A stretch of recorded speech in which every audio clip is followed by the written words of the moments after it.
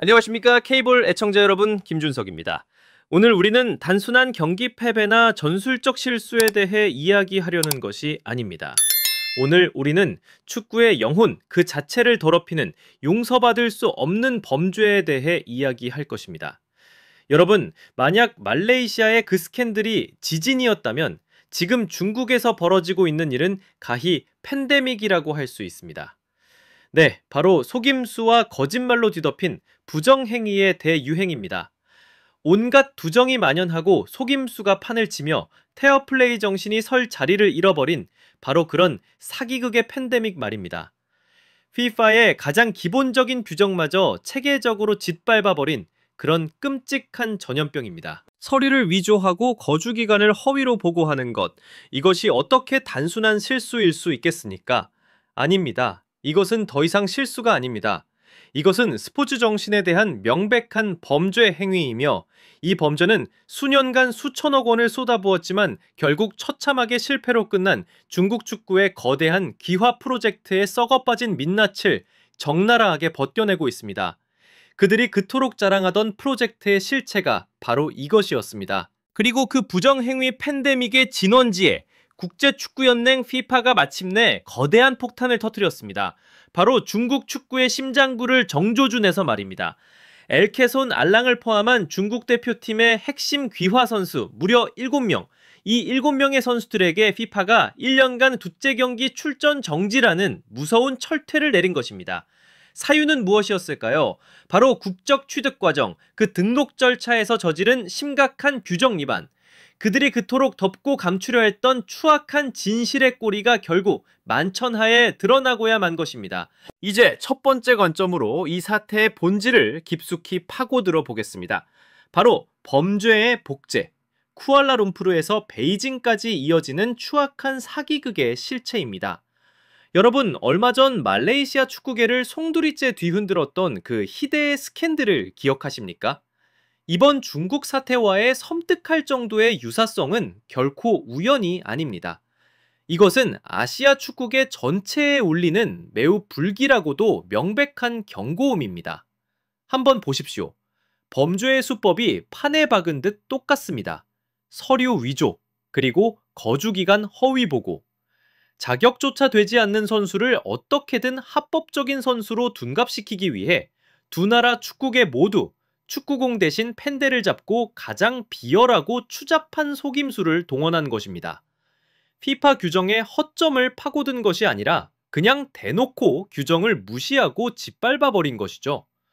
목표 또한 소름 돋을 정도로 정확히 일치합니다. 과정이야 어찌 됐든 수단과 방법을 가리지 않고 오로지 단기적인 성과라는 달콤한 열매만 따내겠다는 것. 정정당당한 땀의 가치를 부정하고 가장 손쉬운 지름길을 택하겠다는 그 저열한 욕망 말입니다. 그렇다면 말레이시아와 중국, 이 두 사건의 단 한 가지 다른 점은 무엇일까요? 바로 규모입니다. 상상을 초월하는 압도적인 규모의 차이. 말레이시아가 7명의 선수로 부정을 저질렀다면 중국은 어떻습니까? 엘케손, 알랑, 페르난두, 그 끝도 없이 이어질 것 같던 귀화 선수의 명단을 보십시오. 우리가 현재 알고 있는 이 7명이라는 숫자가 과연 전부일까요? 이 거대한 사기극의 전모는 빙산의 일각에 불과할 수 있다는 합리적인 의심을 도저히 지울 수가 없습니다. 그렇습니다, 여러분. 이것은 단순히 두 개의 개별적인 비리 사건이 아닙니다. 이것은 같은 병의 두 가지 증상일 뿐입니다. 바로 정직함의 부재와 규칙에 대한 경멸이라는 끔찍한 질병.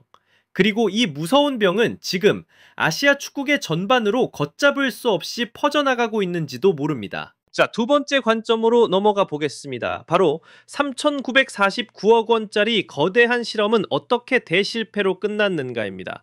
이것이 바로 거짓말로 쌓아 올린 꿈이 결국 어떤 참담한 대가를 치르게 되는지를 보여주는 가장 완벽한 예시입니다. 지난 10년 투자된 돈은 무려 20억 위안, 우리 돈으로 환산하면 자그마치 3,949억 원입니다. 그런데 그 결과는요, 완벽한 제로, 빈 껍데기뿐입니다. 여러분, 이 3,949억 원이라는 돈은 단순한 낭비가 아닙니다. 이것은 중국 축구 전체에 대한 모욕이자 씻을 수 없는 치욕입니다. 그 천문학적인 돈으로 무엇을 할 수 있었을까요? 수십 개의 최신식 유소년 아카데미를 짓고 풀뿌리 축구를 육성하며 백년 대계를 그릴 수도 있었습니다. 하지만 그들은 그 모든 기회를 걷어차고 오로지 거짓말이라는 부실한 토대 위에 프로젝트라는 이름의 사상 두각을 쌓아 올린 것입니다. 중국 언론의 표현 그대로 귀화 사업은 완전히 무너졌습니다. FIFA의 이번 징계는 단순히 선수 7명의 발을 묶은 것이 아닙니다. 지난 10년간 중국 축구가 유일한 희망처럼 매달렸던 그릇된 국가대표 강화 전략, 그 정책 자체에 사망 선고를 내린 것입니다. 결국 그들은 사기와 거짓말이라는 모래 위에는 그 어떤 제국도 건설할 수 없다는 축구의 가장 기본적인 진리를 온몸으로 처참하게 증명해 보인 셈입니다. 이것은 단순한 손실이 아닙니다. 중국 언론이 자조적으로 내뱉었듯 이것은 파괴적인 영향입니다. 말 그대로 파멸입니다. 이미 약해질 대로 약해져 있던 대표팀의 척추가 이번 사태로 완전히 부러져 버렸습니다. 그들은 이제 다시 원점으로 돌아온 것이 아니라 어쩌면 원점보다도 더 못한 최악의 상황으로 추락한 것입니다. 하지만 여러분, 이 거대한 사기극의 가장 가슴 아픈 대목은 지금부터입니다. 돈과 정책의 실패, 그 이면에 숨겨진 인간의 비극, 바로 이용만 당한 자들의 슬픈 말로입니다. 결국 이 이야기의 끝에는 또 다른 피해자가 존재합니다.